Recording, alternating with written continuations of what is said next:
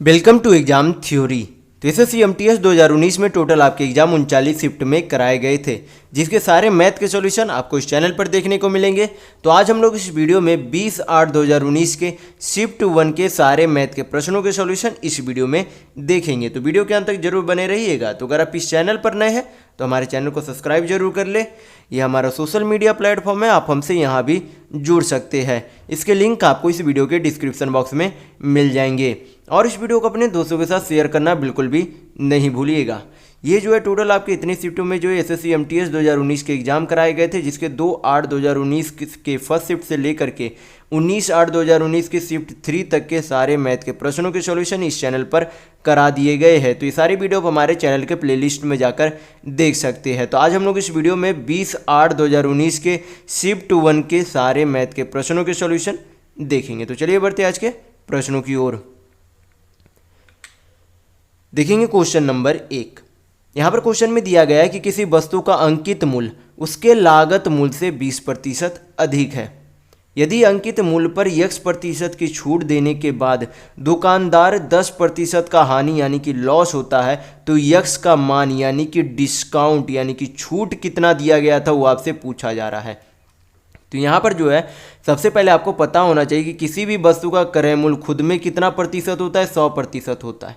मैं पहले वाले वीडियो में भी काफ़ी बार आपको बता चुका हूँ कि किसी भी वस्तु का विक्रय मूल्य जो है क्रय मूल्य जो है खुद में कितना होता है, 100% होता है। तो उसे बोला गया कि 100% के सामान को 20% अधिक पर अंकित किया गया, यानी कि 100% का सामान कितने पर अंकित किया गया, तो 120% पर अंकित किया गया। क्योंकि किसी वस्तु का अंकित मूल्य 100% है, 20% उदय अधिक पर अंकित करेगा, यानी कि 120% पर अंकित करेगा। फिर यहाँ पर बोला गया कि उसे जो है कितने में बेचे कि 10%, यानी कि कितना छूट दे कि 10% का हानि हो जाए, यानी कि वो बीच कितने में रहा उस वस्तु को, तो 100% का सामान पर उसे 10% की हानि हो रही है बेचने पर, यानी कि वो बेच कितने में दे रहा है, तो 100 में 10% कम यानी कि 90% में उसे क्या कर दे रहा है, बेच दे रहा है।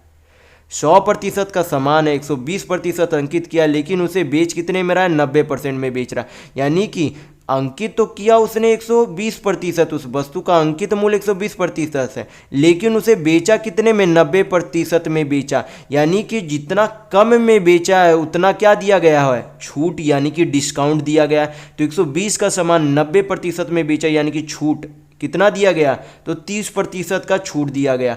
कितने में, हमेशा छूट मार्क्ड प्राइस पर दी जाती है। तो मार्क्ड प्राइस कितना है, 120% है। परसेंट में वैल्यू चाहिए तो क्या करेंगे, 100 से गुना करेंगे, हल करेंगे, आपका आंसर आ जाएगा। तो हल कर लेते, 3 चौक कितना हो जाता है, 120 हो जाएगा। यहाँ पर 4 से काटेंगे तो कितना बार में चला जाएगा, 25 बार में चला जाएगा। यानी कि यहाँ पर आपका डिस्काउंट यानी कि छूट प्रतिशत आपका कितना हो जाएगा, तो 25% होगा। तो यहाँ पर आपका ऑप्शन नंबर 4 बिल्कुल सही होगा। देखेंगे नेक्स्ट क्वेश्चन, क्वेश्चन नंबर 2। यहाँ पर क्वेश्चन में दिया गया है कि निम्नलिखित जो है आंकड़ों का डाटा के लिए जो ये आपके वर्ग दिए गए, यहाँ पर बारंबारता यानी कि नंबर दिए गए, यानी कि ये जो आपका क्या दिया गया, फ्रीक्वेंसी दिया गया है। क्या दिया गया, नंबर ऑफ फ्रीक्वेंसी यहाँ पर दिया गया है। यहाँ पर ये आपका क्या है, नंबर ऑफ फ्रीक्वेंसी है। और यहाँ पर हम लोग पहले क्या निकाल लेंगे, यहाँ पर कंजिक्यूटिव ऑफ फ्रीक्वेंसी, यानी कि कंजिक्यूटिव फ्रीक्वेंसी निकाल लेंगे। यहाँ पर जो है SECU आपका TIV कंजिक्यूटिव फ्रीक्वेंसी यहाँ पर से हम लोग क्या करेंगे, निकाल लेंगे। तो यहाँ पर जो है कंजिक्यूटिव फ्रीक्वेंसी कैसे निकालेंगे, सबसे पहले ये आपका जो है 20 है, तो यहाँ पर 20 लिखेंगे। फिर क्या करेंगे, 20 और 110 जोड़ेंगे तो आपका कितना हो जाएगा, 130 हो जाएगा। फिर यहाँ पर जो है 110 और 130 और 20, यानी कि टोटल जो है 130 में फिर 130 जोड़ेंगे तो आपका कितना हो जाएगा, 260। 260 में 80 जोड़ेंगे तो आपका कितना हो जाएगा, 340। और 340 में 60 जोड़ेंगे तो आपका कितना हो जाएगा, 400 हो जाएगा। कितना हो जाएगा, 400 हो जाएगा। और यहाँ पर जब नंबर ऑफ फ्रीक्वेंसी यानी कि टोटल जो है फ्रीक्वेंसी को भी जोड़ेंगे तो यहाँ पर आपका कितना हो जाएगा, 400 हो जाएगा। ये आपका क्या हो जाएगा, 400 हो जाएगा। और हमें निकालना क्या है, माध्यिका निकालनी यानी कि मीडियन निकालनी है। तो इस तरीके के ग्राफ में सबसे पहले जो हमें नंबर ऑफ फ्रीक्वेंसी पता होना चाहिए, और हमें यहाँ पर से जो है यहाँ पर से हम लोग क्या निकाल सकते हैं, n/2 का वैल्यू निकाल सकते हैं, क्योंकि नंबर ऑफ फ्रीक्वेंसी कितना है, 400 है। तो हम लोग निकाल सकते हैं कि इस ये जो आपका 5 वर्ग है उनमें से किस वर्ग में आपका मीडियन बैठा हुआ है। तो वो निकालने के लिए क्या करेंगे, n/2 करेंगे, यानी कि नंबर ऑफ फ्रीक्वेंसी बाई 2 करेंगे। तो नंबर ऑफ फ्रीक्वेंसी यहाँ पर आपका कितना है, 400 है। कितना है 400 है, बटा क्या करेंगे 2 से भाग करेंगे तो आपका कितना आएगा 200 आएगा। यानी कि ये जो है कहाँ पर होगा, ये जो आपका कंजिक्यूटिव फ्रीक्वेंसी है आपका 200वां नंबर जो है, नंबर आपका फ्रीक्वेंसी का 200वां नंबर किस में आएगा, इस वाले में आएगा। किस में आएगा, क्योंकि 260 नंबर यानी कि 130 से जो भी अगली संख्या वो कहाँ, इस वाले ग्राफ में। यानी कि ये वाले बीच वाले लाइन में आपका क्या बैठा हुआ है, मीडियन बैठा हुआ है, यानी कि माध्यिका बैठी हुई है। तो यहाँ पर से हमें क्या आ गया, यहाँ पर से हमें पता चल गया कि इस लाइन में माध्यिका है। निकालने का फिर एक आपका फॉर्मूला होता है जो कि आपका ध्यान रखना होता है। मीडियन का निकालने का फॉर्मूला क्या होता है, मैं यहाँ पर आपको बता देता हूँ। मीडियन होता है यल प्लस ब्रैकेट में यहाँ पर n/2 plus consecutive frequency by आपका क्या हो जाता है, फ्रीक्वेंसी हो जाता है, इंटू यच, यानी कि ये जो आपका डिफरेंस रहेगा, जैसे कि यहाँ पर जो है वर्ग में जो डिफरेंस देखने को मिला वो आपका क्या होता है, यच होता है। यल जो आपका लोवेस्ट जो यहाँ पर, जैसे कि इस लाइन में आपका मीडियन बैठेगा तो लोवेस्ट यहाँ पर आपका क्या है, ये 180 है, तो यही आपका क्या होता है, यल होता है। ये आपका क्या होता है, यल होता है। और यहाँ पर जो है n/2 यहाँ पर आपका कितना आया, 200 आ गया। यानी कि हमें यल भी पता है, n/2 भी पता है। कंजिक्यूटिव फ्रीक्वेंसी आपका यहाँ पर से जो है, इसका जो है कंजिक्यूटिव फ्रीक्वेंसी का हमें जो है CF क्या होगा, ये जो है इस लाइन में 260 आएगा तो आपका कंजिक्यूटिव फ्रीक्वेंसी जो है ये 130 होगा। ये आपका क्या होगा, 130 वाला होगा। और नीचे बटा क्या करेंगे, फ्रीक्वेंसी लिखेंगे। नीचे क्या करेंगे, फ्रीक्वेंसी लिखेंगे। ये जो आपका, ये आपका क्या हो जाएगा, ये आपका एफ होगा, यानी कि फ्रीक्वेंसी होगा। ये आपका क्या होगा, एफ होगा। ये आपका क्या हो जाएगा, कंजिक्यूटिव फ्रीक्वेंसी होगा। तो अब हमें पता है ये यल है, ये फ्रीक्वेंसी है, ये आपका कंजिक्यूटिव फ्रीक्वेंसी है, n/2 का वैल्यू है। ये आपका क्या हो जाएगा, जो यहाँ पर डिफरेंस है, यानी कि 180 और 190 में डिफरेंस, यानी कि अंतर कितना है, तो h बराबर यहाँ पर आपका कितना हो जाएगा, 10 हो जाएगा। तो क्या करेंगे, अब सारा वैल्यू पुट करेंगे, आपका आंसर आ जाएगा। तो यल आपका कितना, 180, यल आपका कितना 180 प्लस n/2, तो n/2 आपका कितना था, 200 था, कितना था, 200 प्लस कंजिक्यूटिव फ्रीक्वेंसी आप यहाँ पर क्या करेंगे, 130 लिखेंगे। कितना, 130 बटा नीचे आपका जो है यहाँ पर से कितना आ जाएगा, यहाँ पर सॉरी ये आपका प्लस, यहाँ पर आपका प्लस नहीं होता, ये आपका माइनस होता है। यहाँ पर ये ध्यान रखिएगा, यहाँ पर मुझसे गलती से यहाँ पर प्लस नहीं, यहाँ पर क्या होगा, माइनस होगा। यहाँ पर ये आपका प्लस नहीं माइनस होगा। तो 200 माइनस 130 बटा फ्रीक्वेंसी आपका कितना था, 130 था, इंटू क्या करेंगे, यच कर देंगे। यच आपका कितना आया था, यानी कि डिफरेंस तो 10 आया था। हल करेंगे, आपका मीडियन निकल जाएगा। तो 180 प्लस 200 में से 130 गया तो आपका कितना बचा, 70 बटा 130 इंटू आपका कितना हो जाएगा, 10। शून्य शून्य चला गया। 70 को 13 से भाग करेंगे तो आपका कितना आ जाएगा, यहाँ पर से 13 × 5 = 65 और आपका यहाँ पर 5 बचता है, यानी कि लगभग जो है 5.4 आपका आएगा। तो 180 प्लस 5.4 करेंगे तो आपका कितना आ जाएगा, यहाँ पर से 185.4, यानी कि 185.4 आएगा। तो यहाँ पर आपका ऑप्शन नंबर 3 बिल्कुल सही होगा। तो यहाँ पर जो है ये अगर आपको फार्मूला पता होगा तो आपको जो है आसानी से आप इसे हल कर पाएंगे। मैं इसे जो है समझाने के लिए आपको इतना लंबा करके बताया है, वरना आप अगर इसे बनाने के लिए जाएंगे तो आप काफ़ी आसानी से बना सकती है। केवल आपको समझने की ज़रूरत है कि कैसे बनाया जाता है। तो बेहतर तरीके से आप इसे समझिएगा। अगर नहीं समझ में आया तो 1-2 बार रिपीट करके ज़रूर देखिएगा, आपको अवश्य ही समझ में आ जाएगा। तो अगर आपको वीडियो पसंद आ रहा है तो लाइक करते जरूर चलिएगा। फिर देखेंगे नेक्स्ट क्वेश्चन, क्वेश्चन नंबर 3। यहाँ पर क्वेश्चन में दिया गया है कि एक पाइप जो है 56 घंटों में किसी टैंक को भर सकता है, लेकिन इसकी तली में रिसाव के कारण उसे भरने में 16 घंटे अधिक यानी कि एक्स्ट्रा समय लगता है। फिर आपसे बोला गया कि मात्रा रिसाव टैंक के 83.1/3% हिस्से को कितने समय में खाली कर सकता है, ये आपसे पूछा जा रहा है। तो यहाँ पर जो है सबसे पहले बोला गया कि पहला पाइप जो है कितना समय में भर सकता है, 56 घंटे में भर सकता है। कितने घंटे में, 56 घंटे में भर सकता है। लेकिन फिर बोल रहा है कि अगर वो रिसाव होगा तो 16 घंटा अधिक समय लगेगा। यानी कि मान लेते कि एक जो है इनलेट पाइप है और दूसरा क्या मान लेते, आउटलेट पाइप है। दोनों को जब एक साथ खोल दिया जाता है तो भरने वाले पाइप से 16 घंटा अधिक लगता है, यानी कि कितना घंटा लगेगा, तो 56 और 16 यानी कि 6 12 यानी कि 72 घंटे लगेंगे। कितना लगेंगे, 72 घंटे। यानी कि सिर्फ अगर भरने वाली पाइप यानी कि इनलेट पाइप खोली जाती है तो 56 घंटे लगते हैं, लेकिन जब इनलेट पाइप और आउटलेट पाइप दोनों खोल दी जाती है तो 72 घंटे लगते हैं। तो हमें क्या निकालना होगा, इफिशियंसी पहले निकालना होगा। तो इफिशियंसी निकालने के लिए क्या करेंगे, 56 और 72 का एलसीएम लेंगे। एलसीएम कैसे लेंगे, यहाँ पर 56 और 72 दोनों में आपका यहाँ पर कॉमन क्या दिख रहा है, यहाँ पर 8 कॉमन दिख रहा है। फिर यहाँ पर 56 में 7 बचेगा और आपका 72 में 9 बच जाएगा, तो ये आपका क्या हो जाएगा, एलसीएम हो जाएगा। फिर क्या करेंगे, इतना को 56 से भाग करेंगे तो आपका कितना आ जाएगा, यहाँ पर से 9 आ जाएगा, ये आपका यहाँ पर 9 आएगा। और जब इतना 8 × 7 × 9 को 72 से भाग करेंगे तो आपका कितना आ जाएगा, 8 आएगा। यानी कि यहाँ पर से पता चल रहा है कि इनलेट पाइप जो है वो 1 घंटे में जो है 9 यूनिट भरता है, लेकिन जब खाली करने वाली पाइप और भरने वाली पाइप दोनों को खोल दिया जाता है तो 8 यूनिट बाद भरते हैं। यानी कि यहाँ पर से पता चलता है कि सिर्फ भरने वाली पाइप को अगर खोला जा रहा है तो 9 यूनिट भर रहे हैं, लेकिन खाली करने वाली और पाइप भरने वाली पाइप दोनों को खोल दिया जा रहा है तो केवल 8 यूनिट भर रहे हैं। यानी कि अगर माइनस कर दे तो हमें क्या निकल जाएगा, आउटलेट यानी कि खाली करने वाली जो पाइप है उनकी कार्य क्षमता निकल जाएगी। तो आउटलेट पाइप की कार्य क्षमता यहाँ पर से कितनी हो जाएगी, 9 - 8 यानी कि 1 यूनिट। यानी कि प्रत्येक घंटे में 1 यूनिट क्या कर रही है, खाली कर रही है आउटलेट पाइप। तो यहाँ पर बोला गया कि कुल टैंक का 83.1/3%, सबसे पहले हम लोग क्या करेंगे, फ्रैक्शन में चेंज करेंगे। तो 83.1/3 का जो है फ्रैक्शन वैल्यू कितना होता है, 5/6 होता है। कितना होता है, 5/6 होता है। मैं पहले वाले वीडियो में काफ़ी बार बता चुका हूँ कि परसेंट को फ्रैक्शन में किस तरीके से चेंज किया जाता है।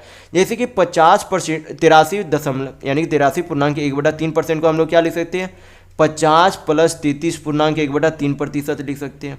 50% आपका कितना हो जाता है, 1/2। 33.1/3 कितना हो जाता है, 1/3। हल करेंगे तो आपका कितना हो जाएगा, 5/6 होगा। यानी कि 83.1/3 को फ्रैक्शन वैल्यू 5/6 लिख सकते हैं। तो इस तरीके से आप फ्रैक्शन में इसे चेंज कर सकते हैं। फ्रैक्शन में हम लोग इसलिए चेंज कर लेते हैं ताकि हल करने में आसानी हो। तो यहाँ पर जो हम लोगों को क्या निकालना होगा, ये जो आपका है एलसीएम है, वो आपका असल में क्या होता है, टोटल वर्क यानी कि कुल कार्य होता है। यानी कि कुल काम का कितना खाली करना है, जितना ये जो है टोटल उतना जो है भरा हुआ होता है, इसका जो है 5/6 खाली करना है। और कितने की कार्य क्षमता से खाली करेगा, 1 की कार्य क्षमता से खाली करेगा। तो यहाँ पर से जो आपका कितना हो जाएगा, यहाँ पर 9×72, सॉरी यहाँ पर आपका ये 8 नहीं 7 आएगा। यहाँ पर आपका कितना आएगा, 7 आएगा। जब इस पूरे गुणज को भाग देंगे तो क्योंकि 9×72 हो जाता है तो कितना यहाँ पर 7 आएगा। ये आपका 8 नहीं आएगा, सॉरी यहाँ पर आपका कितना हो जाएगा, फिर 2 हो जाएगा। यानी कि आउटलेट पाइप जो है प्रति मिनट घंटे जो है कितना खाली कर रही है, तो 2 यूनिट खाली कर रही है।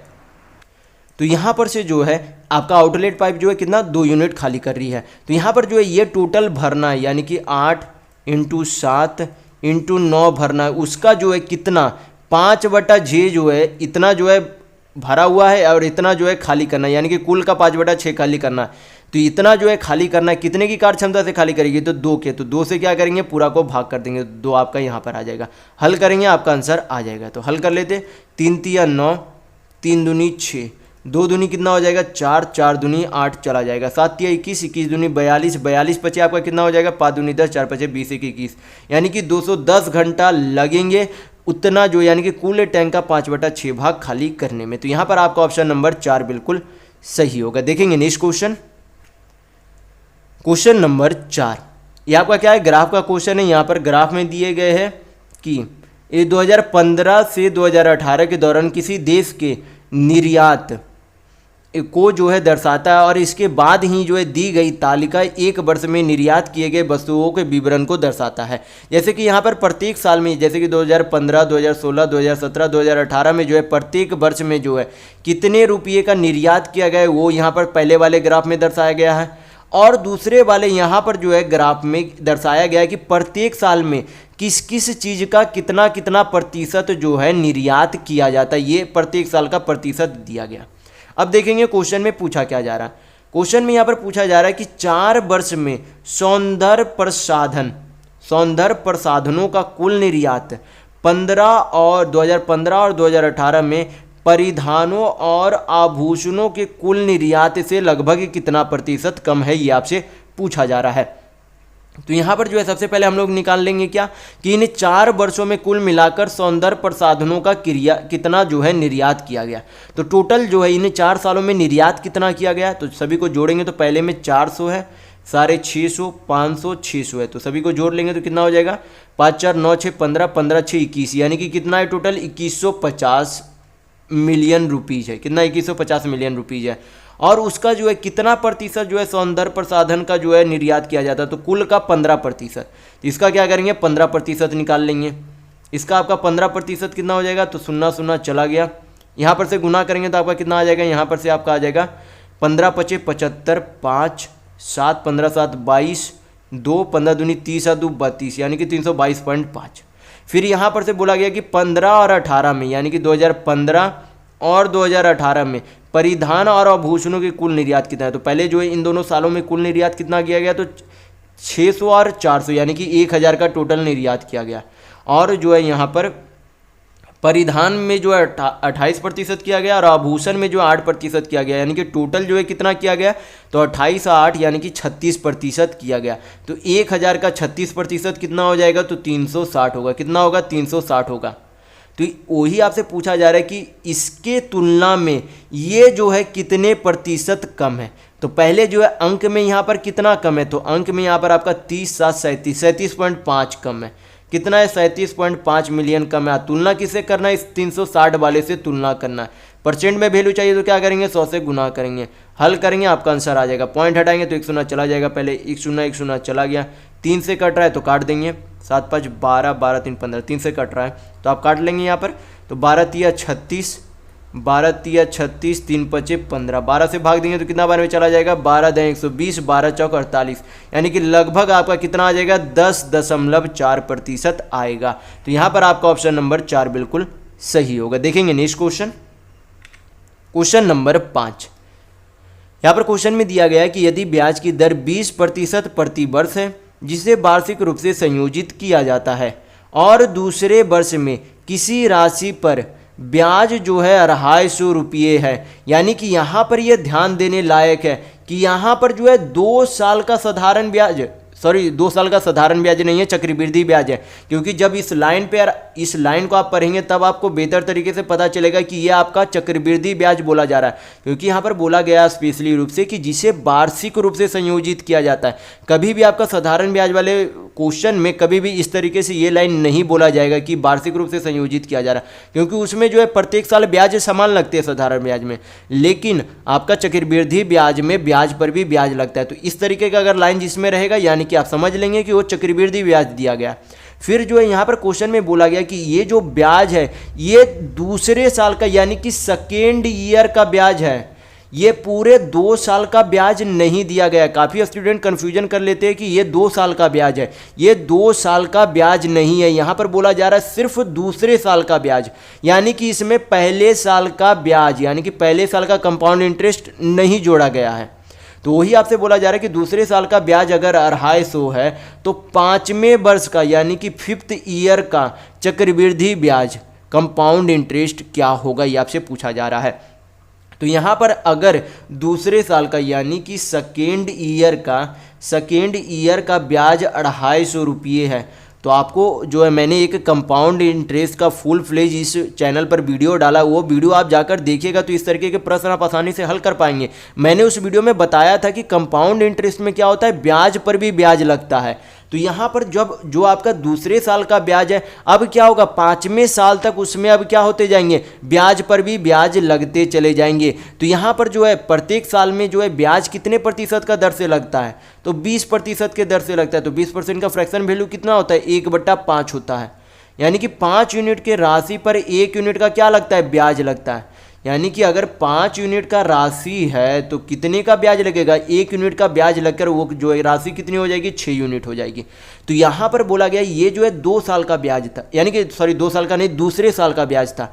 तो 5वें वर्ष तक का यानी कि 5वें साल का ब्याज निकालने के लिए क्या करेंगे, यहाँ पर जो है समय का गैप कितना है, 3 साल का गैप है। तो यहाँ पर 6/5 हमें कितना बार गुना करना होगा, 3 बार गुना करना होगा। तो हमें 5वें साल का चक्रवृद्धि ब्याज प्राप्त हो जाएगा। तो यहाँ पर निकाल लेंगे।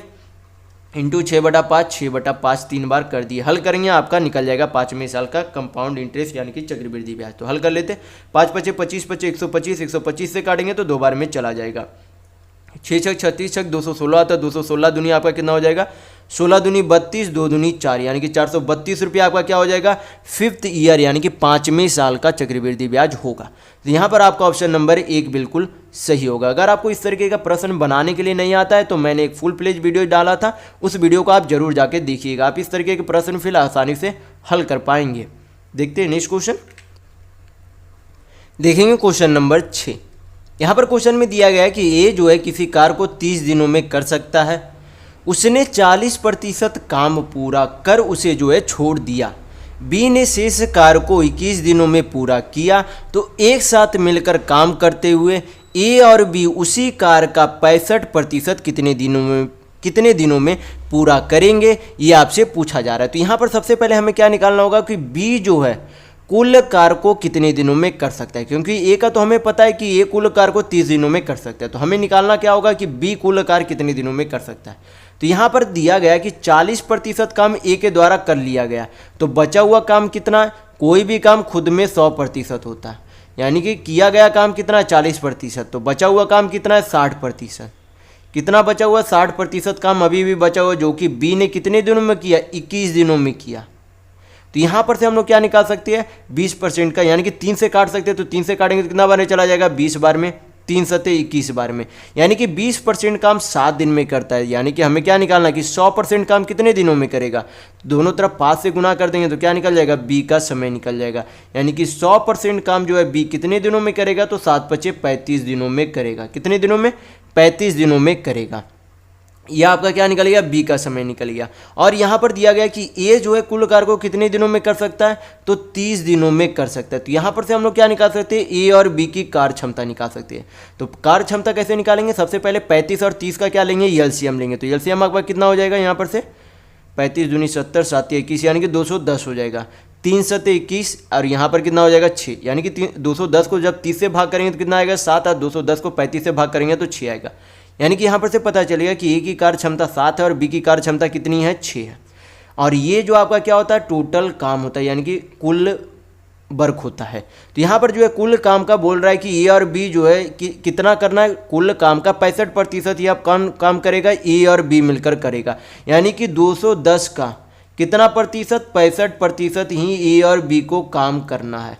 और दोनों जो है कितने की कार क्षमता से काम करेंगे, तो बी जो है 6 की कार क्षमता से और ए जो है 7 की कार क्षमता से, तो कुल मिलाकर कार क्षमता कितना हो जाएगा 7 × 6 = 13। यानी कि समय निकालने के लिए क्या करेंगे, कुल काम को कुल कार क्षमता से भाग कर देंगे। मैं पहले वाले वीडियो में काफ़ी बार आपको बता चुका हूँ कि समय निकालने का फॉर्मूला क्या होता है, कुल काम बटा टोटल कार्य क्षमता, यानी कि कुल कार्य क्षमता होता है। तो फार्मूला आप हमेशा ध्यान रखिएगा, हल कर लेंगे यहाँ पर से आपका आंसर आ जाएगा। तो हल कर लेते, 0 0 आपका चला गया, 13 × 25 आपका 65 हो गया, 5 दूनी 10 चला गया, यानी कि 21/2 आ रहा है। तो पूर्णांक में आपका वैल्यू कितना हो जाएगा, 10.1/2, यानी कि 10.1/2 दिन होगा। तो यहाँ पर आपका ऑप्शन नंबर 1 बिल्कुल सही होगा। देखेंगे नेक्स्ट क्वेश्चन, क्वेश्चन नंबर 7। यहाँ पर क्वेश्चन में दिया गया है कि ए और बी की वर्तमान आयु का अनुपात कितना है, 5:3 है। 9 वर्ष पहले, कितने वर्ष, 9 वर्ष पहले उनकी आयु का अनुपात 23:12 था। अब से 15 वर्ष बाद उनकी आयु का अनुपात क्या होगा, ये आपसे पूछा जा रहा है। तो यहाँ पर जो है ए और बी के जो है वर्तमान आयु का जो है अनुपात कितना है, तो 5:3 है। कितना है, 5:3 है। और जो है 9 वर्ष पहले उनका अनुपात कितना था, 23:12 था। तो यहाँ पर दोनों क्या है, यहाँ भी ए का भी 9 वर्ष कम हुआ है, बी का भी 9 वर्ष कम हुआ है, यानी कि यहाँ पर यूनिट में अंतर जो है समान आना चाहिए।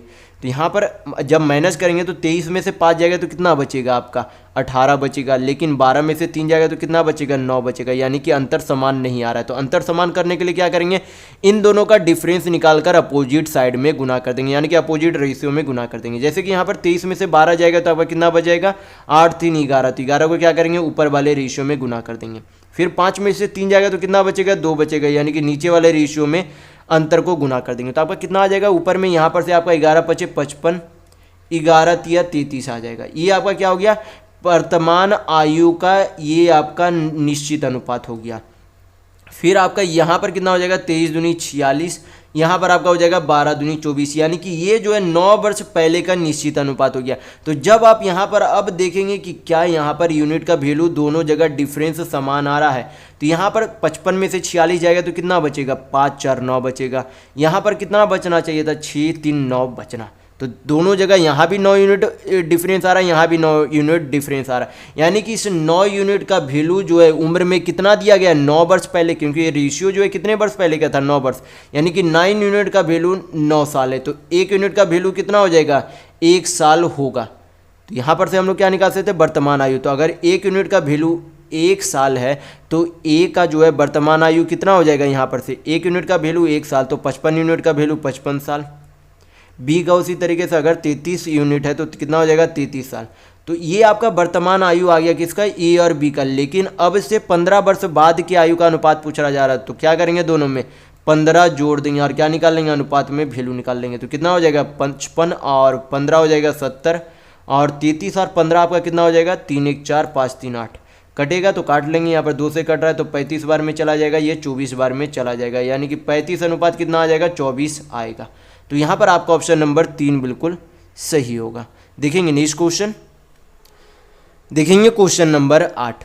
यहाँ पर क्वेश्चन में दिया गया है कि यदि वस्तुओं का 2/3 हिस्सा 25% के लाभ पर, 20% हिस्सा 20% के हानि पर तथा शेष हिस्सा जो है 20% के लाभ पर बेचा जाता है तो 3,312 रुपये का लाभ होता है। तो आपसे पूछा जा रहा है कि वस्तु का लागत मूल्य यानी कि सीपी क्या होगा, ये आपसे पूछा जा रहा है।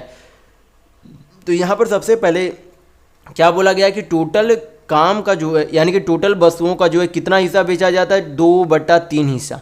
तो हम लोग जो है इसे कैलकुलेशन आसान बनाने के लिए क्या करेंगे ऊपर नीचे 100 से गुना कर देंगे ताकि आगे कैलकुलेशन आसान हो जाए, कैलकुलेशन क्या हो जाए आसान हो जाए, इसलिए हम लोगों ने क्या किया ऊपर नीचे 100 से गुना कर दिया।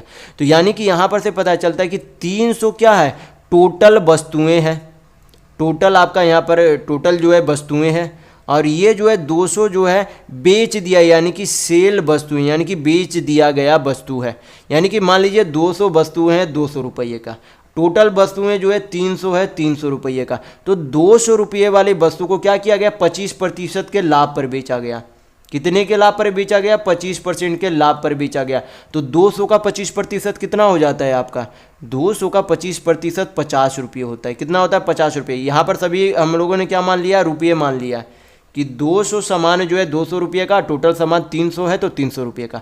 तो 200 रुपये का सामान 25% के लाभ पर यानी कि कितने के लाभ में, यानी कि यहाँ पर प्रॉफिट कितने का हो रहा है तो 50 रुपये का प्रॉफिट हो रहा है।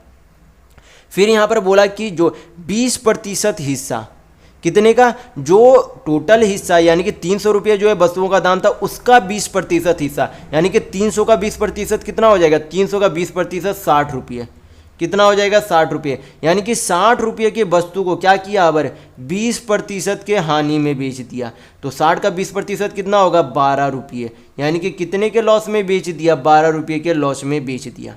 अब जो है 200 का सामान यहाँ पर बेच दिया, 200 रुपये का 60 रुपये यहाँ पर बेच दिया। शेष सामान कितना बचा हुआ है, शेष यहाँ पर बचा हुआ 40 रुपये का सामान अभी भी बचा हुआ है। और इसे क्या करता है, इसे बोला कि 20% के लाभ पर बेच दिया। तो 40 का 20% कितना होता है, 40 का 20% हो जाता है 8 रुपये। कितना हो जाता है 8 रुपये हो जाता है। तो वही तो आपसे यहाँ पर पूछा जा रहा है कि वस्तु यहाँ पर जो है यहाँ पर जो है टोटल लाभ यहाँ पर रुपये में कितना दिया गया है 3212 रुपया दिया गया है। तो यहाँ पर जो है प्रॉफिट कितने का हो रहा है 50 का, लॉस कितने का हो रहा है 12 का, यहाँ पर प्रॉफिट कितने का हो रहा है 8 का। यानी कि 50 और 58 टोटल प्रॉफिट होता है, उसमें से 12 घटाएंगे 50 और 8 टोटल आपका प्रॉफिट हो गया, उसमें से लॉस को घटा देंगे तो आपका कितना बचेगा यहाँ पर से आपका बच जाएगा 46 यूनिट। यानी कि 46 रुपये या फिर 46 यूनिट भी बोल सकते हैं, दोनों बोल सकते हैं, कोई भी दिक्कत नहीं है। तो यहाँ पर जो है 46 यूनिट का वैल्यू जो है लाभ में कितना रुपये के बराबर है 3312 रुपये के बराबर है। हल करेंगे तो यहाँ पर से क्या निकाल सकते हैं 1 यूनिट का वैल्यू निकाल सकते हैं और 1 यूनिट का वैल्यू निकाल के फिर हम लोग क्या निकाल सकते हैं सीपी यानी कि क्रय मूल्य निकाल सकते हैं। क्या निकाल सकते हैं सीपी यानी कि क्रय मूल्य निकाल सकते हैं।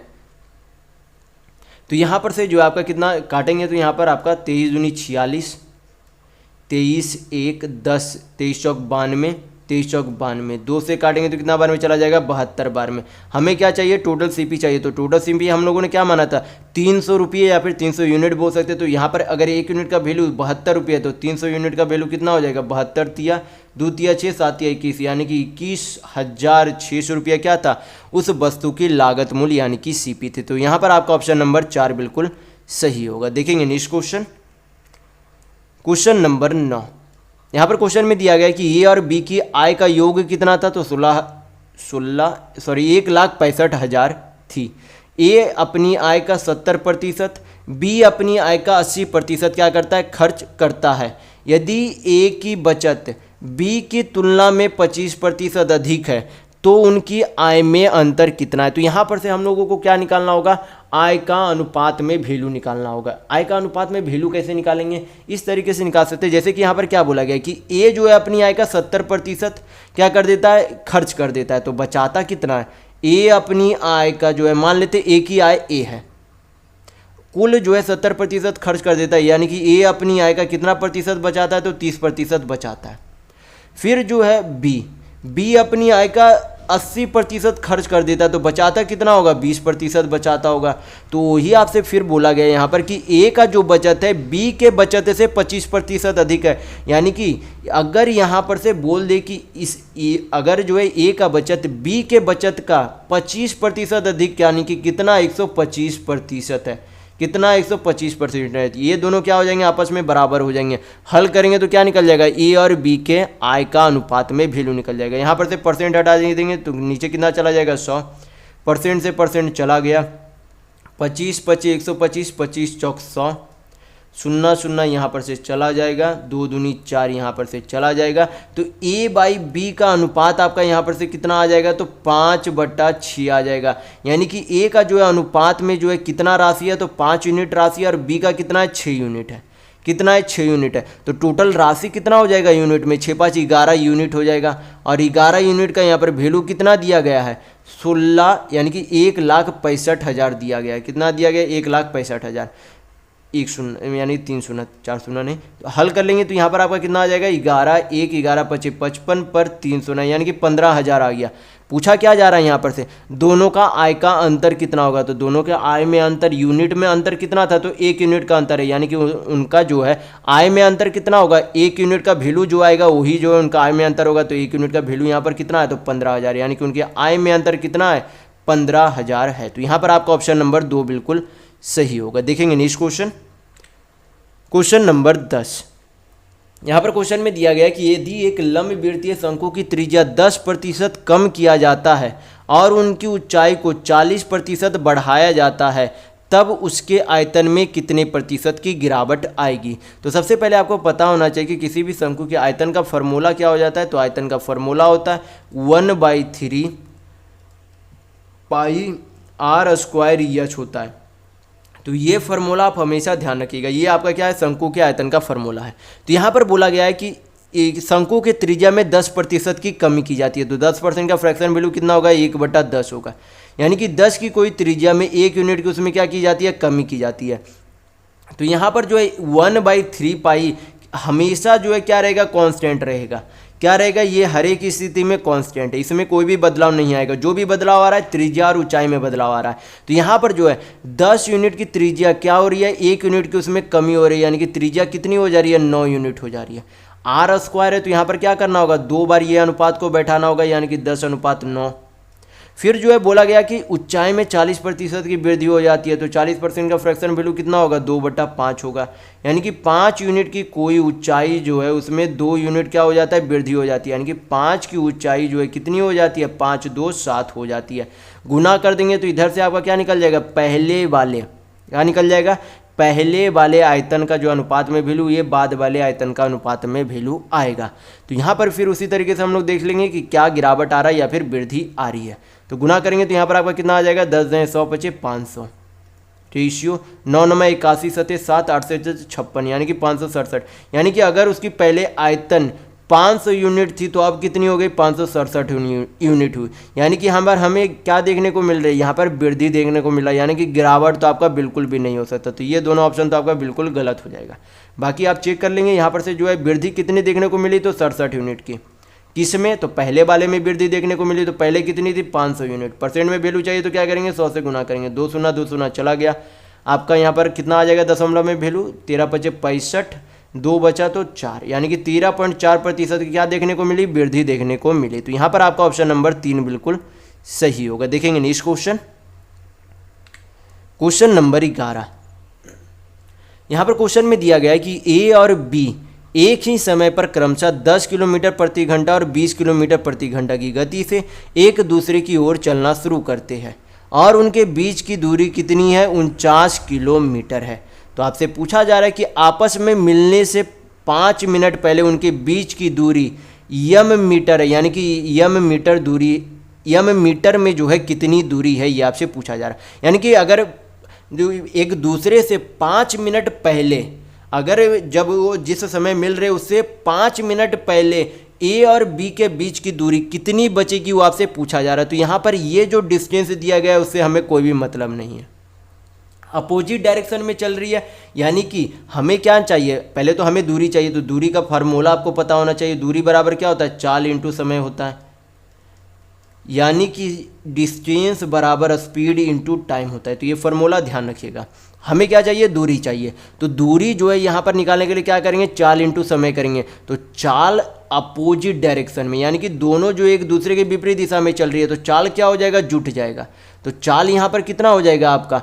20 10 30 किलोमीटर प्रति घंटा हो जाएगा। कितना हो जाएगा? 30 किलोमीटर प्रति घंटा। लेकिन हमें दूरी किस में चाहिए? मीटर में चाहिए। मीटर में चाहिए तो किलोमीटर प्रति घंटा के चाल को किस में चेंज करना होगा? मीटर पर सेकेंड में चेंज करना होगा। तो किलोमीटर प्रति घंटा के चाल को मीटर पर सेकेंड में चेंज करने के लिए 5/18 से गुना करते हैं। तो ये आपका मीटर पर सेकेंड में चाल हो गया। इंटू क्या कर देंगे? समय कर देंगे। तो समय कितना है? 5 मिनट है। लेकिन समय भी आपका किस में होना चाहिए? अगर चाल आपका मीटर पर सेकेंड में, तो समय आपका सेकेंड में होना चाहिए। तो अगर मिनट में समय, तो सेकेंड में चेंज करने के लिए क्या करेंगे? 60 से गुना करेंगे। हल करेंगे, आपका क्या निकल जाएगा? उन दोनों के मिलने से 5 मिनट पहले के उनके बीच की दूरी निकल जाएगी। तो हल कर लेते हैं यहाँ पर से। तो यहाँ पर से 6 तिया 18 और यहाँ पर से 6 दहें 60। यहाँ पर 3 से काटेंगे तो 10 बार में चला जाएगा। 5 पचे 25 इंटू 10 करेंगे तो कितना आपका आ जाएगा? 2500 मीटर आ जाएगा। यानी कि 5 मिनट पहले उन दोनों के बीच की दूरी कितनी थी? तो 2500 मीटर थी। तो यहाँ पर आपका ऑप्शन नंबर 1 बिल्कुल सही होगा। देखेंगे नेक्स्ट क्वेश्चन, क्वेश्चन नंबर 12। यहाँ पर क्वेश्चन में दिया गया कि एक ठोस धातु के बेलन जिसकी आधार त्रिज्या 4 सेंटीमीटर और ऊंचाई यानी कि हाइट 5.1/3 सेंटीमीटर है, उसको पिघलाकर एक गोला यानी कि स्फीयर के रूप में परिवर्तित किया जाता है, तो गोले का पृष्ठीय क्षेत्रफल क्या चाहिए? गोले का पृष्ठीय क्षेत्रफल कितना होता है? तो यहाँ पर सबसे पहले आपको 2 फार्मूला यहाँ पर आपको पता होना चाहिए। सबसे पहले तो आपको 2 फार्मूला नहीं 3 फार्मूला यहाँ पर जो है सबसे पहले आपको पता होना चाहिए कि बेलन के आयतन का फार्मूला। तो क्योंकि जब भी किसी भी आकार को किसी अन्य आकार में परिवर्तित किया जाता है तो उसके हमेशा जो है आयतन के आधार पर परिवर्तित किया जाता है। तो हमें बेलन का भी आयतन पता होना चाहिए। तो बेलन के आयतन का फार्मूला क्या होता है? πr² होता है। क्या होता है? πr²। फिर हमें क्या पता होना चाहिए? गोले का भी आयतन पता होना चाहिए, क्योंकि गोला में ही ढाला जा रहा है। तो इसका आयतन का फार्मूला क्या होगा? 4/3 πr³ होगा। क्या होगा? 4/3 πr³ होगा। फिर हमें क्या निकालना है? गोले का पृष्ठीय क्षेत्रफल निकालना है। तो गोले का पृष्ठीय क्षेत्रफल का फार्मूला क्या होता है? 4πr² होता है। तो यहाँ पर ये तीनों फार्मूला आपको ध्यान रखना है। मेंसुरेशन में जब तक आपको फार्मूला पता नहीं होगा तब तक आप किसी भी प्रश्न को, मेंसुरेशन वाले प्रश्न को हल नहीं कर पाएंगे। तो फार्मूला सबसे पहले मेंसुरेशन में जरूरी होती है। तो यहाँ पर क्या करेंगे? सबसे पहले यहाँ पर से हमें गोले की त्रिज्या निकालनी होगी। तो सबसे पहले क्या करेंगे? यहाँ पर बेलन का वैल्यू पुट कर देंगे सारा। तो पाई फार्मूला पे वैल्यू पुट करेंगे तो पाई इंटू आर, यानी कि त्रिज्या कितनी है? 4। तो 4 × कितना हो जाएगा? 16 इंटू एच, यानी कि ऊंचाई कितना है? 5.1/3। तो फ्रैक्शन में कितना हो जाएगा? 5 × 15 = 16/3। ये आपका क्या हो गया? टोटल वॉल्यूम हो गया आपका सिलेंडर का, यानी कि बेलन का, जो कि किसके बराबर होगा? जो कि अन्य स्फीयर में ढाला जा रहा है उसके बराबर होगा। तो 4/3 πr³ हमें यानी कि त्रिज्या निकालनी है। तो r³ से डिनोट कर देंगे। हल करेंगे, पाई से पाई चला गया, 3 से 3 चला गया, 4 × कितना हो जाएगा? 16 हो जाएगा। यहाँ पर 16 को 4 से काटेंगे तो 4 बार में चला जाएगा, तो यहाँ पर कितना आ जाएगा 4 चौक यानी कि 16 चौक 64 हो जाएगा। तो आर क्यूब बराबर 64 है, तो 64 का फिर क्यूब रूट जो है कितना आ जाएगा, यानी कि आर बराबर यहाँ पर से आपका कितना आ जाएगा, तो 4 सेंटीमीटर आएगा। कितना आएगा, 4 सेंटीमीटर आएगा। फिर क्या करेंगे, क्षेत्रफल निकालना है, तो इस वाले फार्मूला जो मैंने क्षेत्रफल का फार्मूला बताया था उस पर त्रिज्या का वैल्यू पुट करेंगे, आपका आंसर आ जाएगा।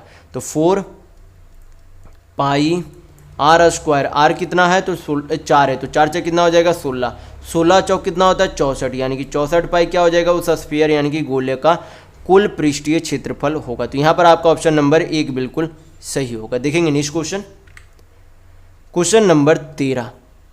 यहाँ पर क्वेश्चन में दिया गया है कि मान लीजिए x और y 3 अंकों की ऐसी संख्या है कि उनका अंतर यानी कि डिफरेंस 729 और महत्तम समावर्तक यानी कि HCF 81 है। तो आपसे पूछा जा रहा है कि x प्लस वाई यानी कि दोनों संख्याओं का योग ज्ञात कीजिए, ये आपसे पूछा जा रहा है। तो यहाँ पर सबसे पहले क्वेश्चन में दिया गया कि दोनों संख्याओं का अंतर यानी कि x माइनस वाई बराबर कितना दिया गया 729, और इन दोनों संख्याओं का HCF कितना दिया गया है, तो HCF 81 दिया गया है। हल कैसे करेंगे, तो सबसे पहले आपको पता होना चाहिए कि किसी भी संख्या में जो है HCF उसका गुणज होता ही होता है। आपको पता होना चाहिए कि किसी भी संख्या का कोई भी जो यहाँ पर जो भी x हो गया और जो y संख्या है उसमें जो है ये HCF यानी कि 81 इन दोनों संख्याओं का गुणज तो होगी ही होगी। तो यहाँ पर एक होता है कि h हो जाता है HA HY HA HB, यानी कि H जो है दोनों क्या है, दोनों संख्याओं का HCF है, और A और B क्या होता है आपस में कोप्राइम फैक्टर होते हैं, यानी कि कोप्राइम नंबर होते हैं, यानी कि कोई भी फैक्टर एक दूसरे में समान नहीं होती है। यानी कि एक तरीके से ये क्या हो जाता है, ये दोनों संख्या, एक संख्या HA है, दूसरी संख्या क्या है HB है, इस तरीके से HA माइनस HB हम लोग बोल सकते हैं कि कितना है 729 है। तो यहाँ पर से हम लोग क्या ले सकते हैं, H कॉमन ले सकते हैं, तो अंदर क्या बचेगा A माइनस B बचेगा, यानी कि दोनों संख्याओं का कोप्राइम फैक्टर बचेगा। तो यहाँ पर से बराबर कितना हो जाएगा 729। HCF आपका कितना है 81 है, कितना है 81 है, तो 81 से जब 729 को काटेंगे तो कितना बार में चला जाएगा, 9 बार में चला जाएगा। यानी कि A और B का हमें वैल्यू यहाँ पर क्या कर सकते हैं, खुद से निकाल सकते हैं। कैसे निकाल सकते हैं खुद से, जैसे कि इस तरीके से यहाँ पर हमें क्या चाहिए, A और B का अंतर हमें 9 चाहिए, और कोई भी जो भी संख्या ले उनमें क्या होना चाहिए, वो दोनों संख्याएं आपस में को प्राइम नंबर होने चाहिए, और ऐसा अंक ले कि HCF में गुना करने पर वो कैसी संख्या बन जाए, 3 अंकीय संख्या बन जाए। तो कैसे करेंगे हम लोग, यहाँ पर जो है ये जो है 9 को तोड़ेंगे, तो 9 को हम लोग क्या लिख सकते हैं 10, एक को 10 मान सकते हैं, एक 1 मान सकते हैं, 10 माइनस 1 करेंगे तो 9 आ जाएगा। लेकिन जब इसमें 81 यानी कि इसमें अगर 81 HCF को गुना करेंगे तो ये एक संख्या 81 ही आएगी। लेकिन यहाँ पर तो बोल रहा है कि दोनों संख्याएं क्या है 3 अंकीय है, ये तो 3 अंकीय नहीं, यानी कि ये वाला आप नहीं लिख सकते। अगला इसे करेंगे तो कितना लिखेंगे 11 और 2, क्या लिखेंगे 11 और 2। तो 11 में क्या करेंगे, यहाँ पर दोनों जगह 81 से गुना करके देखते हैं कि दोनों जो है दोनों संख्याएं जो आती है वो 3 अंकीय आती है या नहीं। तो यहाँ पर गुना करेंगे तो कितना आ जाएगा 81, 810 और 81 कितना हो जाएगा 891 होगा, कितना होगा 891। यहाँ पर आपका कितना हो जाएगा 2 8 दूनी 16, यानी कि दोनों संख्याएं क्या है 3 अंकीय है। तो ये दोनों संख्या बिल्कुल सही होगा, यानी कि x और y का वैल्यू कितना होगा 891 और 162 होगा। आपसे पूछा क्या जा रहा है, इन दोनों संख्याओं का योग पूछा जा रहा है। तो योग कितना हो जाएगा 2 1 3 9 6 15 8 1 9 1 10, यानी कि कितना होगा टोटल 1053 होगा। तो यहाँ पर आपका ऑप्शन नंबर 2 बिल्कुल सही होगा। तो यहाँ पर अगर आपको HCF LCM जो है डिटेल में नहीं पता है तो आप इस तरीके के प्रश्न हल नहीं कर पाएंगे। अगर आपको नहीं आता है तो HCF और LCM आप बेसिक से ज़रूर कहीं पढ़िएगा, तब आपको इस तरीके के प्रश्न आप हल कर पाएंगे। देखेंगे नेक्स्ट क्वेश्चन, क्वेश्चन नंबर 14। यहाँ पर क्वेश्चन में दिया गया है कि एक कक्षा में लड़के और लड़कियों की संख्या का अनुपात कितना है 2:3 है, और कक्षा में सभी छात्रों के गणित में औसत प्राप्त अंक कितना है 54 है। लड़कों का औसत प्राप्त अंक लड़कियों के औसत प्राप्त अंक से कितना प्रतिशत अधिक है, तो 50% अधिक है।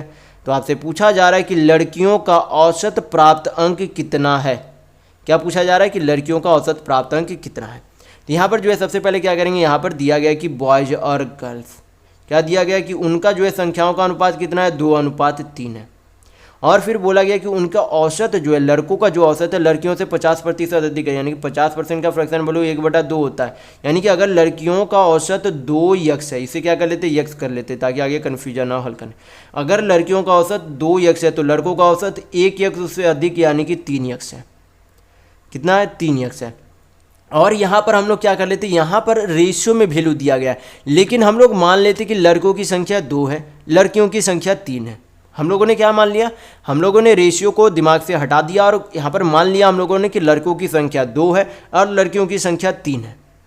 कितनी है, लड़कों की संख्या 2, लड़कियों की संख्या 3 है। तो टोटल जो है लड़कों का योग और लड़कियों का योग जो है, यानी कि उनके जो है क्या था आपका यहाँ पर प्राप्त अंक, यानी कि जो भी अंकों का योग टोटल कितना हो जाएगा, तो यहाँ पर से आपका हो जाएगा 3 दूनी 6x प्लस 3 दूनी 6x। तो टोटल यहाँ पर से आपका कितना हो जाएगा, 12x होगा। कितना होगा, 12x। और यहाँ पर जो है औसत प्राप्त अंक कितना दिया गया, 54 दिया गया। तो ये जो है टोटल कितने छात्रों के लिए, 2 लड़के थे 3 लड़कियाँ, यानी कि टोटल कितने छात्र हैं, 5 छात्र हैं। तो गुना करेंगे तो कुल प्राप्त अंक, इधर भी कुल प्राप्त अंक है। हल करेंगे x का वैल्यू आ जाएगा, तो हम लोग क्या निकाल सकते हैं, लड़कियों का औसत भी निकाल सकते हैं। तो हल कर लेते, 6 दूनी 12, 6 नमा 54, यानी कि x बराबर कितना आ जाएगा आपका 45/2 आ जाएगा। फ्रैक्शन में यानी कि पॉइंट में वैल्यू आपका पॉइंट में लाने की ज़रूरत नहीं है। यहाँ पर जो है पूछा क्या जा रहा है आपसे कि लड़कियों का औसत कितना है, लड़कियों का क्या पूछा जा रहा है, औसत कितना है। तो अगर यक्स का वैल्यू, लड़कियों का औसत तो 2x है, तो अगर यक्स का वैल्यू 45/2 है तो 2x का वैल्यू निकालने के लिए क्या करेंगे, 45/2 में 2 से गुना करेंगे तो आपका कितना आ जाएगा, 2 2 चला गया, यक्स बराबर आपका कितना आ जाएगा, 45 आएगा। यानी कि लड़कियों का औसत जो है कितना, औसत प्राप्त अंक कितना है, 45 है। तो यहाँ पर आपका ऑप्शन नंबर 3 बिल्कुल सही होगा। देखेंगे नेक्स्ट क्वेश्चन, क्वेश्चन नंबर 15। यहाँ पर क्वेश्चन में दिया गया है कि एक वृत्ताकार पार्क का क्षेत्रफल ऐसी त्रिभुजाकार मैदान है जिसकी भुजाएं 110 मीटर, 600 मीटर, 610 मीटर है, उसके क्षेत्रफल का 7/15 के लगभग बराबर है। किसके बराबर है, इस वृत्ताकार के क्षेत्रफल के बराबर है। तो आपसे पूछा जा रहा है कि पार्क का व्यास यानी कि डायमीटर क्या होगा। तो यहाँ पर जो है सबसे पहले क्या दिया गया, तीनों भुजाओं का यहाँ पर अनुपात, मतलब कि भुजाओं की लंबाई दी गई है। तो यहाँ पर जो है सबसे पहले जो हम लोगों को जब इस तरीके का आपका ट्रायंगल दिया हुआ है तो सबसे पहले हम लोग चेक करें कि क्या वो राइट एंगल ट्रायंगल है या नहीं, यानी कि समकोण त्रिभुज है या नहीं। चेक करने का सबसे आसान तरीका क्या होता है, जो भी भुजाएं दी गई है उनको क्या करेंगे, रेशियो में वैल्यू लिख देंगे। क्या करेंगे, रेशियो उसका बना लेंगे, जो भी कटेगा क्या करेंगे, काट देंगे, 0 0 चला जाएगा सभी में से। तो ये आपका क्या बचा, 11। यहाँ पर आपका कितना बचा, ये सॉरी यहाँ पर आपका 60 था, ये आपका कितना है 60, 66 नहीं 600 था। तो ये आपका 11 बचा, यहाँ पर 60 बचा, यहाँ पर 61 बचा। तो आपको पता होना चाहिए कि 11 का स्क्वायर प्लस 60 का स्क्वायर किसके बराबर होता है, 61 के स्क्वायर के बराबर होता है। 11 का स्क्वायर प्लस 60 का स्क्वायर किसके बराबर होता है, 61 के स्क्वायर के बराबर होता है। यानी कि यहाँ पर से हमें पता चल गया कि कैसा ट्रायंगल है, राइट एंगल ट्रायंगल है। तो यहाँ पर से हम लोग क्या निकाल सकते हैं, इस त्रिभुज का आसानी से एरिया निकाल सकते हैं। अगर आप यहाँ पर जो है नहीं पता लगा पाए कि राइट एंगल ट्रायंगल है या नहीं, तो हीरो फार्मूला से बहुत ज़्यादा ये लंबा चला जाएगा ये मैथ। तो सबसे पहले आप हमेशा चेक करें इस तरीके के प्रश्न में कि वो राइट एंगल ट्रायंगल बनाती है या नहीं। तो यहाँ पर जो है इसका आप आसानी से निकाल सकते हैं, क्योंकि ये आपका मान लेते हैं हाइट है, ये आपका क्या हो जाएगा, आधार हो जाएगा, यानी कि बेस इंटू हाइट होता है, और ये जो आपका कर्ण एक तरीके से मान सकते हैं। तो राइट एंगल ट्रायंगल का एरिया का फार्मूला क्या होता है, half into base into height होता है। तो इसका हाफ इंटू बेस कितना है 600 मीटर, हाइट कितना है 110 मीटर। इसके एरिया का 7/15, इस त्रिभुज के एरिया का 7/15 किसके त्रिभुज के यानी कि किसके क्षेत्रफल के बराबर है, इस वृत्ताकार के क्षेत्रफल के बराबर है। तो वृत्ताकार का क्षेत्रफल का फार्मूला क्या होता है, पाई आर स्क्वायर होता है। क्या होता है, पाई आर स्क्वायर होता है। तो पाई को क्या लिख सकते हैं, 22/7 आर स्क्वायर बराबर क्या हो जाएगा, दोनों बराबर हो जाएंगे, क्योंकि इसकी जो है यानी कि इसकी जो है क्षेत्रफल इसके बराबर है। हल करेंगे आपकी क्या निकल जाएगी, त्रिज्या की लंबाई निकल जाएगी। त्रिज्या से निकल जाएगी तो हम लोग व्यास भी निकाल लेंगे आसानी से। तो हल कर लेते हैं। यहाँ पर आपको कितना बार में चला जाएगा, 15 चौक 60, 40 बार में, 2 से ये 20 बार में, यहाँ पर 22 से काटेंगे तो 22 25 110 आपका चला जाएगा। यहाँ पर r बराबर आपका कितना आ जाएगा, यहाँ पर 20 25 100 हो जाएगा, 7 × 7 यानी कि 4900। तो r बराबर आपका कितना आ जाएगा, यहाँ पर से 70 मीटर आ जाएगा। तो अगर त्रिज्या 70 मीटर है तो त्रिज्या का दोगुना क्या होता है, व्यास होता है, यानी कि 70 × 2 करेंगे तो कितना आ जाएगा, 140 मीटर आएगा। यानी कि उस जो है वृत्त का व्यास कितना हो जाएगा, तो 140 मीटर होगा। तो यहाँ पर आपका ऑप्शन नंबर 2 बिल्कुल सही होगा। देखेंगे नेक्स्ट क्वेश्चन, क्वेश्चन नंबर 16। ये आपका क्या है, ग्राफ का क्वेश्चन है। ये वाले ग्राफ को मैं पहले ही इस वीडियो में समझा चुका हूँ कि क्या है। तो देखेंगे क्वेश्चन में पूछा क्या जा रहा है। क्वेश्चन में यहाँ पर पूछा जा रहा है कि 2015 और 2017 में कंप्यूटर के कुल निर्यात, तो 15 में और 17 में कुल जो है निर्यात है कितना, तो 900 है। और कंप्यूटर का जो उसमें से कितना निर्यात किया जाता है, तो 24% किया जाता है। यानी कि हमें क्या निकालना होगा, यहाँ पर से 900 का 24% निकालना होगा। तो 900 का 24% कितना होगा, 2 शून्य चला गया, यानी कि यहाँ पर से कितना हो जाएगा, 216 हो जाएगा। कितना हो जाएगा, 216। फिर आगे बोला गया कि 2015 एवं 2018, यानी कि यहाँ पर 2015 और 2018 में सौंदर्य प्रसाधनों का कुल निर्यात से अनुपात कितना है। तो 2015 और 2018 में असल में कुल निर्यात कितना था, 6 4 10, यानी कि 1000 था। कितना था, 1000। और कुल में से सौंदर्य प्रसाधन कितने थे, तो 15%, यानी कि 1000 का 15% कितना हो जाएगा, 150। इसी दोनों का क्या पूछा जा रहा है, अनुपात पूछा जा रहा है। तो कट रहा है, जो काट देंगे, हल करेंगे, आपका आंसर से आसानी से आ जाएगा। 6 से काट लेंगे तो 36 बार में चला जाएगा।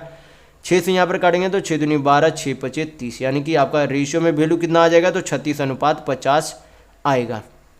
तो यहाँ पर आपका ऑप्शन नंबर 2 बिल्कुल सही होगा। देखेंगे नेक्स्ट क्वेश्चन, क्वेश्चन नंबर 17। ये आपका क्या है, पहले वाला ग्राफ है। तो देखेंगे क्वेश्चन में यहाँ पर पूछा क्या जा रहा है। यहाँ पर क्वेश्चन में पूछा जा रहा है कि 2015, 16 और 18, यानी कि यहाँ पर जो है 15, 16 और 18 में आभूषणों का कुल निर्यात, यानी कि ये जो है आपका आभूषण 8%, आभूषणों का कुल निर्यात कितना है। तो पहले जो है ये टोटल निर्यात कितना किया गया इन 3 सालों में, तो 6 4 10, यानी कि 1000, 1000 650, यानी कि 1650। 1650 का हमें क्या निकालना है, 8%। तो 1650 का 8% कितना हो जाएगा, तो हल करेंगे, 0 0 चला गया, 5 से काटेंगे तो 5 दूनी 10, 5 तिया 15, 5 तिया 15, 2 चौक 8, कितना आ जाएगा, 3 चौक 12, 3 चौक 12 1 13, यानी कि 132 आएगा। फिर यहाँ पर आगे बोला गया है कि 2017 और 2018 में, यानी कि ये जो आपका 2017 और 2018 में कुल मिलाकर जो है निर्यात कितना किया गया, तो 6 5 1100 निर्यात किया गया। और उनमें से जो है किसका निर्यात हमें निकालना, कपड़ों का। तो कपड़ों का निर्यात कितना किया गया, कुल का 25%, यानी कि 250 का कितना प्रतिशत, 25%। तो 25% यहाँ पर से कितना हो जाएगा, 25 × 11 करेंगे तो आपका हो जाएगा 275। तो पूछा जा रहा है कि कुल निर्यात का कितना प्रतिशत है, यानी कि 132 जो है 275 का कितना प्रतिशत है, ये आपसे पूछा जा रहा है। तो इस तरीके से निकाल सकते हैं कि 132 जो है 275 का कितना प्रतिशत है, परसेंट में वैल्यू चाहिए तो क्या करेंगे, 100 से गुना करेंगे, हल करेंगे, आपका आंसर आ जाएगा। तो 25 से काटेंगे तो 11 बार में चला जाएगा, यहाँ पर 25 चौक 100 हो जाएगा, 11 से काटेंगे तो 11 1, 11 दूनी 22, 12 चौक आपका कितना हो जाएगा, 48% होगा। यानी कि यहाँ पर आपका ऑप्शन नंबर 3 बिल्कुल सही होगा। देखेंगे नेक्स्ट क्वेश्चन, क्वेश्चन नंबर 18। यहाँ पर क्वेश्चन में दिया गया कि सुजाता ने 1250 रुपये में 25 वस्तुएं बेची और उसे 10% की हानि हुई। उसे जो है 2600 रुपये में कितनी वस्तुएं बेचनी चाहिए ताकि 17% का लाभ हो। तो सबसे पहले हम लोग जो है एक वस्तु का मूल्य निकाल लेते हैं जिससे उसे बेचने पर 17% का लाभ हो, यानी कि एक वस्तु का विक्रय मूल्य निकाल लेते हैं जिससे कि उसे 17% का लाभ हो। तो सबसे पहले जो है एक वस्तु का विक्रय मूल्य जो है ये पहले वाले के हिसाब से जो है 1250 रुपये में बेचा, कितने वस्तुएं, 25 वस्तुएं, तो एक वस्तु का विक्रय मूल्य निकल गया। इसका सीपी निकालने के लिए क्या करेंगे, 10% हानि हुआ, यानी कि उस वस्तु को कितने में बेच दिया, 90% में बेच दिया। लेकिन उसे बेचना कितने में है, हमें 17% का लाभ चाहिए, यानी कि उसे बेचना कितने में पड़ेगा, 117% में बेचना पड़ेगा। हल करेंगे तो यहाँ पर से क्या निकल जाएगा, एक वस्तु का विक्रय मूल्य जो कि लाभ पर बेचा जा रहा है वो वस्तु का विक्रय मूल्य निकल जाएगा। हल करेंगे तो 0 0 चला गया, 25 25 125 चला जाएगा, 9 से काटेंगे तो कितना बार में चला जाएगा, 13 बार में, 13 25 आपका कितना हो जाएगा, 65 हो जाएगा। यानी कि यहाँ पर से हमें पता चल रहा है कि एक वस्तु को 65 रुपये में बेचेगा तो 17% का लाभ होगा। टोटल जो है कितने रुपये का वस्तु बेचता है, तो 26 रुपये का वस्तु बेचता है। तो कितने वस्तु बेचता है वो निकालने के लिए क्या करेंगे, टोटल रुपये में से एक वस्तुओं का रुपया का भाग कर देंगे तो टोटल वस्तुओं की संख्या निकल जाएगी। तो हल कर लेते हैं। यहाँ पर आपका कितना आ जाएगा, 6 चौक 24, यानी कि यहाँ पर से आपका 40 आ जाएगा। यानी कि 40 वस्तुओं को अगर बेचेगा तो टोटल जो है 26 रुपये उसे आएगा। तो यहाँ पर आपका ऑप्शन नंबर 1 बिल्कुल सही होगा। देखेंगे नेक्स्ट क्वेश्चन नंबर 19। यहाँ पर क्वेश्चन में दिया गया है कि एक नाव को जो है 3 किलोमीटर उधर प्रवाह यानी कि अप स्ट्रीम जाता है, यानी कि धारा के विरुद्ध जाती है, और 4.5 किलोमीटर जो है डाउन स्ट्रीम यानी कि धारा के साथ जाती है।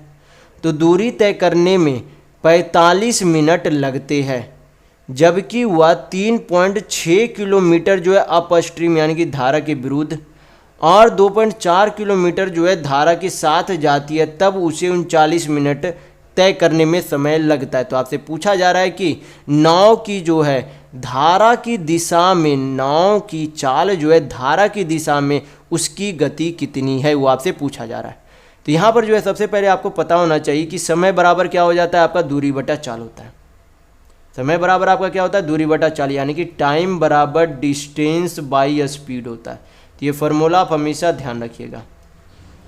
तो यहाँ पर क्या करेंगे, यहाँ पर जो है सबसे पहले बोला गया कि धारा के विरुद्ध जो है 3 किलोमीटर जाता है, कितने चाल हमें नहीं पता है, तो ये जो है हम लोग मान लेते कि नाव की चाल क्या है, यक्स है, और धारा की चाल हम लोगों ने क्या मान लिया, वाई।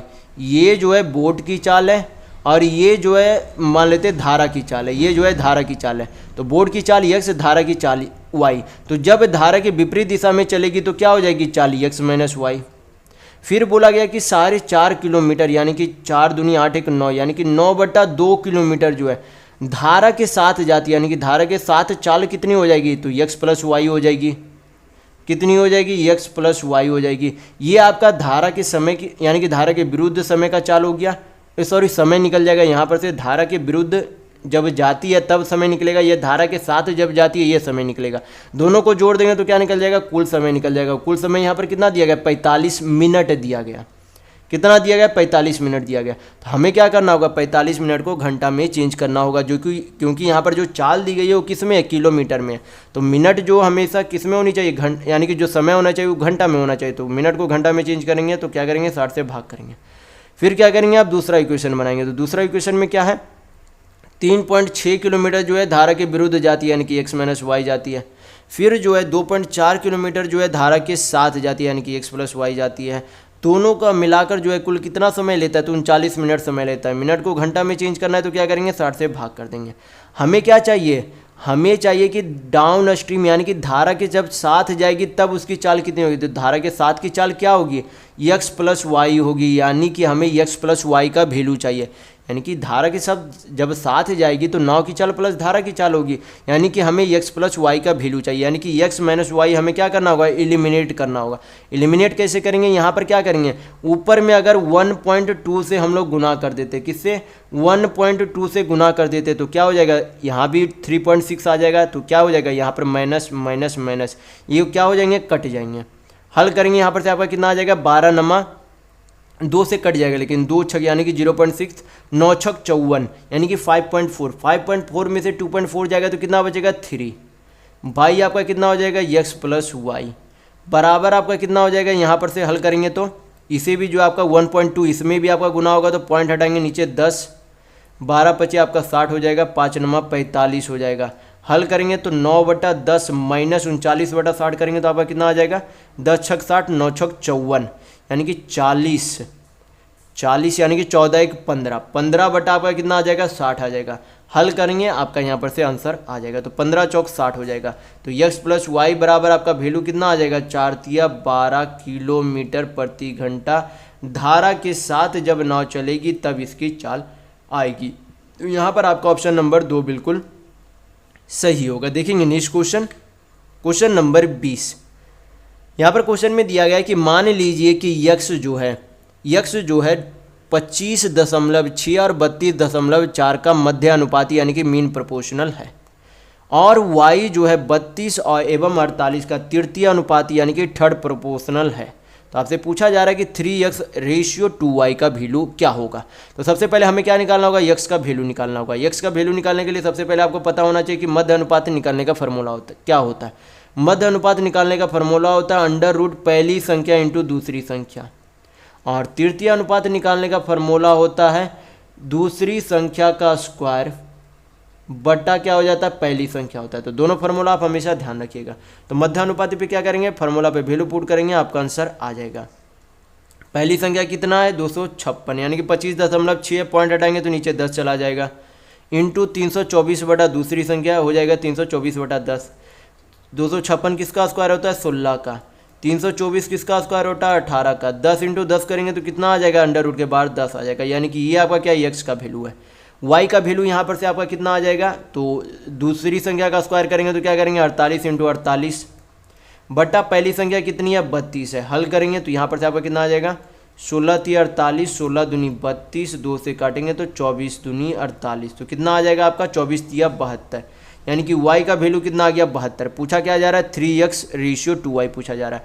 तो यहाँ पर क्या करेंगे x का वैल्यू इतना है तो 3x का वैल्यू निकालने के लिए क्या करेंगे 16 इंटू 18 बटा 10 इंटू क्या कर देंगे 3 कर देंगे रेशियो 2y, यानी कि क्या करना है 2 इंटू 72 करना है। हल करेंगे जो रेशियो में वैल्यू आएगा वही क्या होगा आपका आंसर होगा। तो हल कर लेते 18 चौक 72, यहाँ पर से आपका हो जाएगा 4 दूनी 8 दूनी 16 और यहाँ पर से 2 × 10, तो आपका क्या बचा 3/5 यानी कि 3:5 बचा। तो यही आपका क्या हो जाएगा आंसर होगा।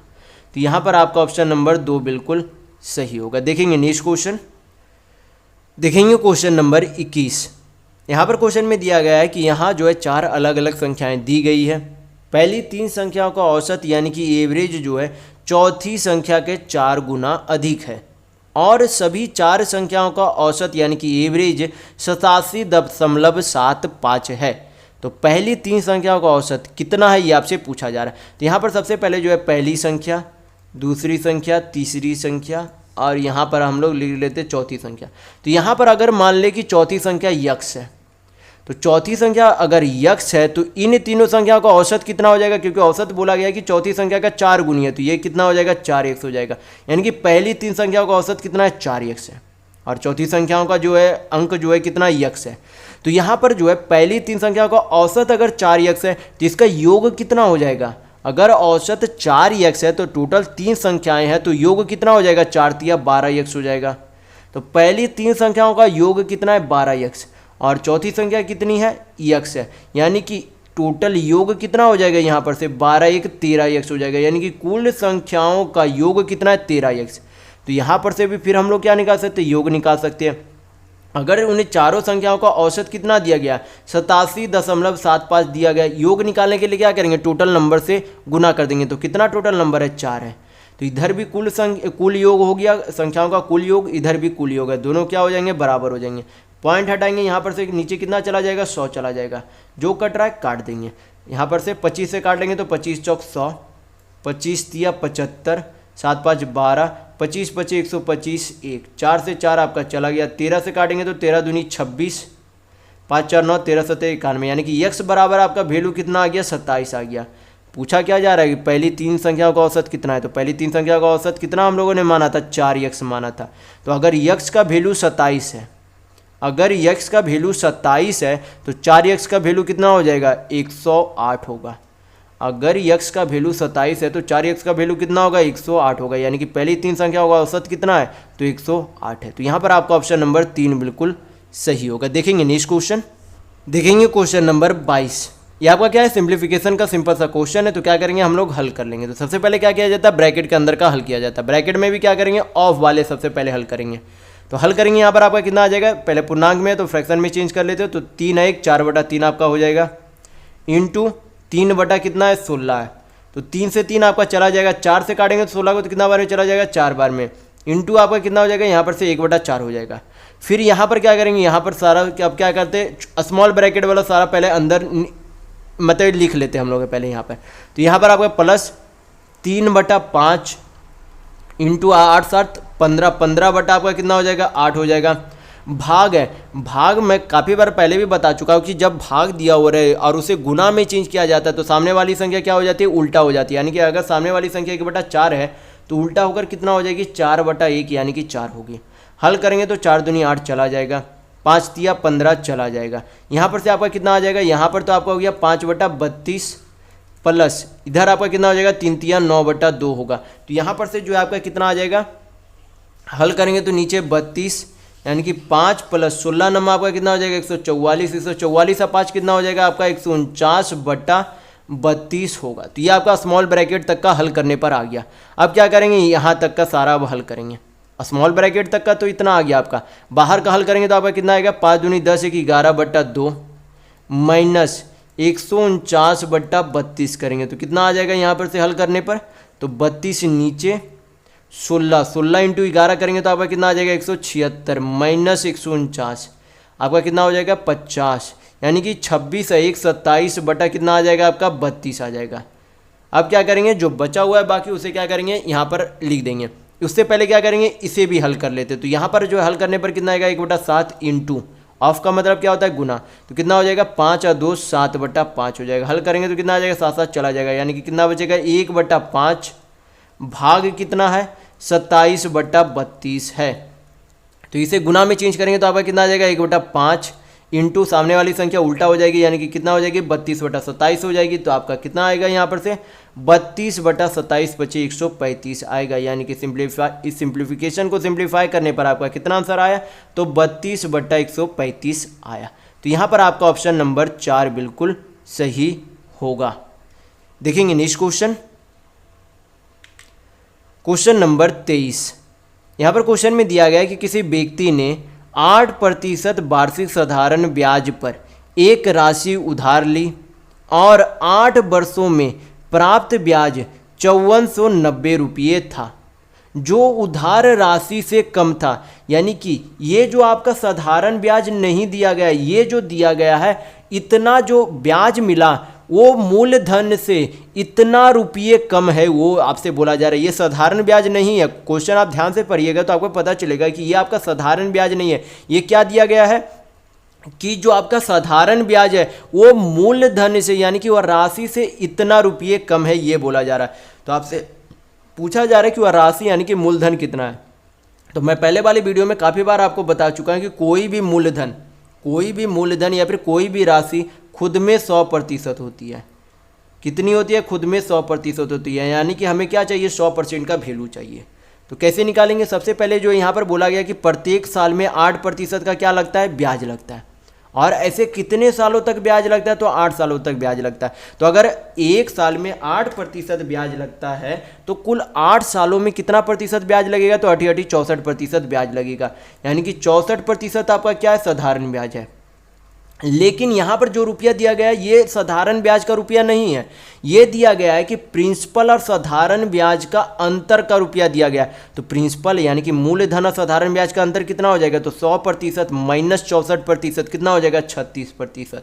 और इस 36% का वैल्यू रुपये में कितना दिया गया है, 5490 रुपया दिया गया है। तो यहाँ पर से हम लोग क्या निकाल सकते हैं, 1% का वैल्यू पहले निकाल लेंगे। तो कितना बार में चला जाएगा, यहाँ पर पहले काट लेते तो यहाँ पर 18 से काट लेते तो 18 दूनी 36, 18 तिया 54, 18 पच्चे 90। तो ये आपका 2% का वैल्यू आ गया।